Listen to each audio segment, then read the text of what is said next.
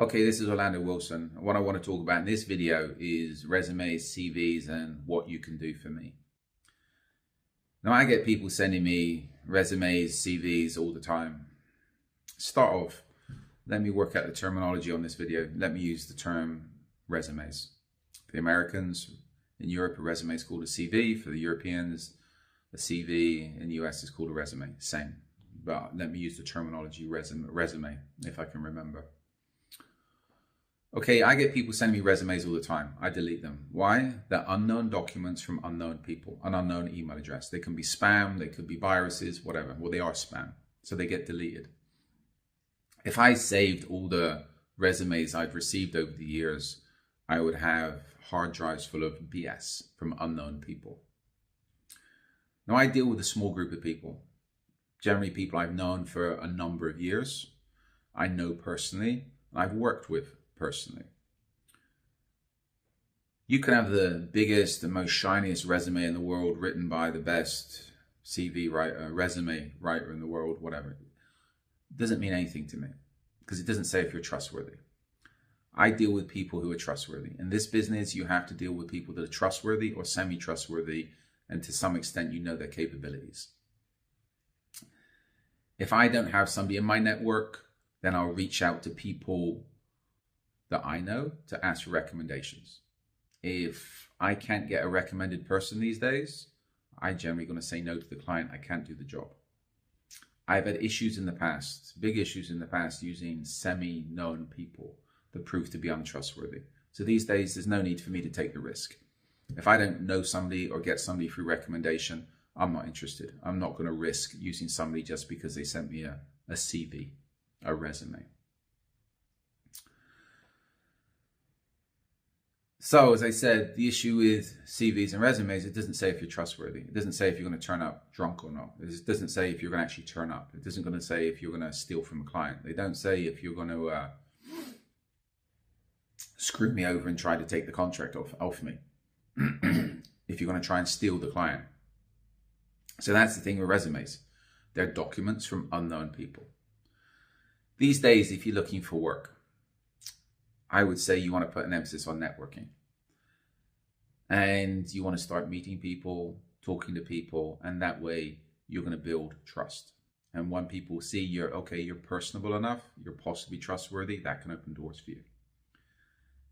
These days, there are plenty of social media platforms which you can use to introduce yourself to people. You can post content, you can comment on articles, etc. People can get to see who you are, and if you're not talking BS, you can start meeting other professionals. So I would say these days you're better off using social media platforms to interact with other professionals, and that way prove yourself, as I said, personable, possibly trustworthy, and that can open more doors for you than spamming out CVs and resumes.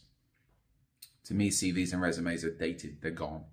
If you can put your experience, your background online. If you look at things like I'm not big into associations, but there's a lot of associations out there. You can post your experience, you can post your CV, your resume online, and people can check you out there if they wish. But I say that's a lot more professional, having your resume online somewhere and then networking with people virtually and then referring them to your CV if they're referring them to your resume CV if they're interested. Now, I get people sending me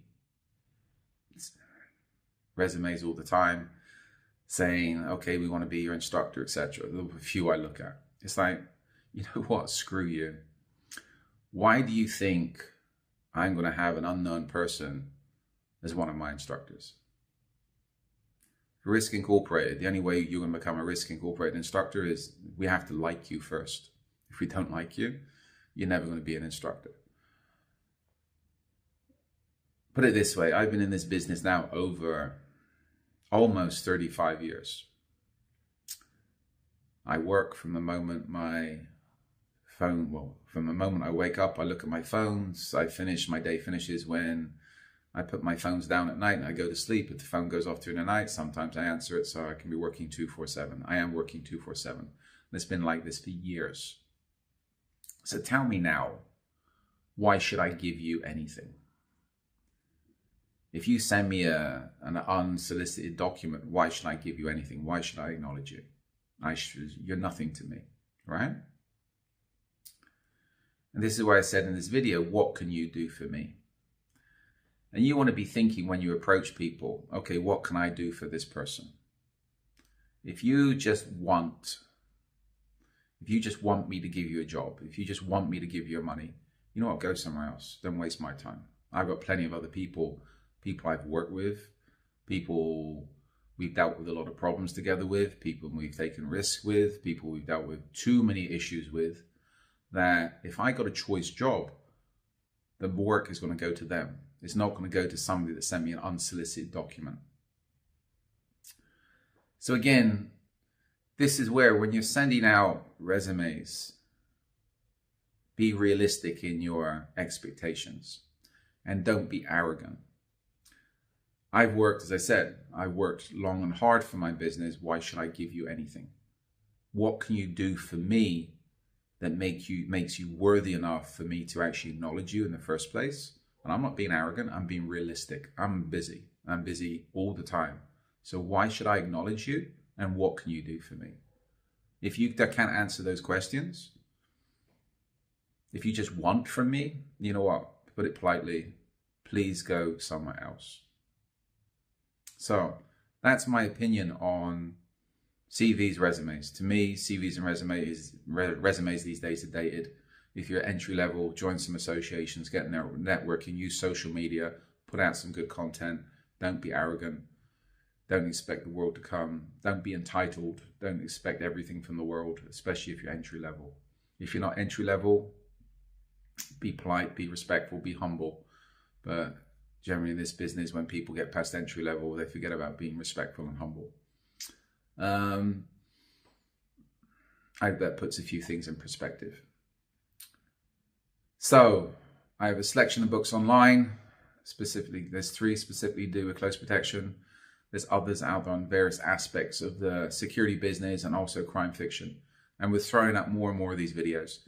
If you've got any titles for videos you want us to talk about and you're in contact with me respectfully on social media, drop me a line. I'm happy to discuss things and answer your questions when I have time.